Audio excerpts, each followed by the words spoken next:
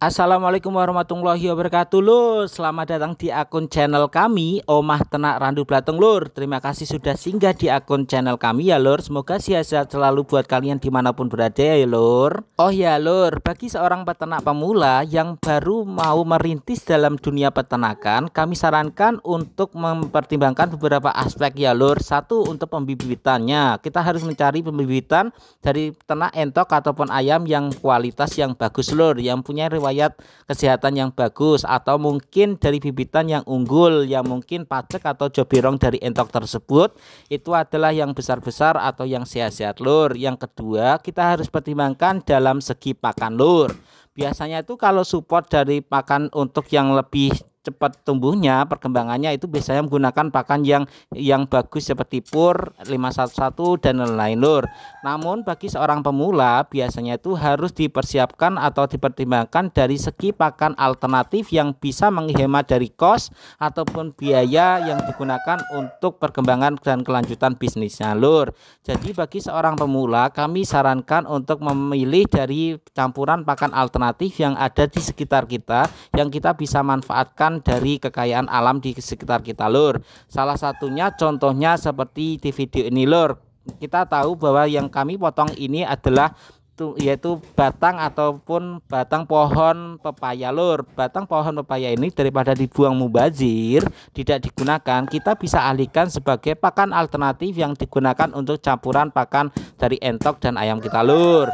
Caranya, batang yang utuh tadi kita potong menjadi bagian kecil-kecil, kemudian kita sisih ataupun buang dari kulitnya yang sangat keras sekali lur. Jadi kita cukup ambil bagian tengahnya yang nantinya gunanya kita potong menjadi bagian kecil-kecil, kemudian kita blender menggunakan alat lur supaya bisa tercampur. Tak lupa untuk campuran pakan yang lainnya kita bisa menggunakan dedaunan yang ada di sekitar kita lur. Seluruh daun-daunan yang hijau-hijauan itu bisa digunakan untuk campuran pakan dari ternak entok lur.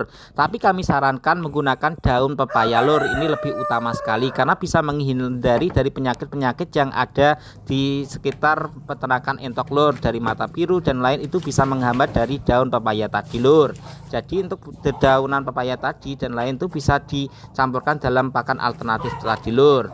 Untuk selanjutnya, tahap pertama, kita dari batang pohon pepaya yang sudah kita sisih buang kulitnya tadi, kita sisakan dari bagian dalamnya tadi, kita potong menjadi bagian yang kecil-kecil seperti video di atas lur. Gunanya nanti ketika masuk ke mesin cecah itu bisa cepat halusnya lur, karena diproseskan menjadi bagian kecil-kecil. Proses ini itu membutuhkan waktu yang super lama sekali lur, otomatis membutuhkan kesabaran yang super ekstra sekali lur, karena secara perlahan dan perlu kehati-hatian agar kita ketika menggunakan alat memotongnya yaitu bendo tadi tidak mengenai tangan kita lur. Jadi kita harus hati-hati ya lur, dan secara sabar satu persatu kita potong menjadi bagian kecil-kecil lur.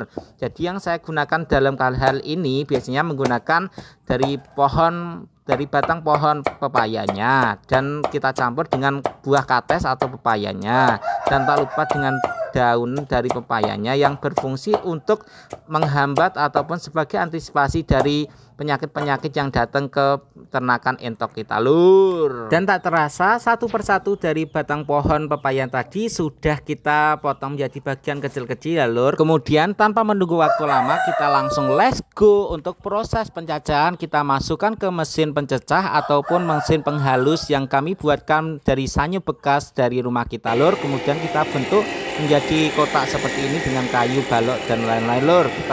Kita atur dengan sedemikian rupa. Kemudian kita potongan tadi itu kita masukkan ke mesin cecah seperti di atas lur.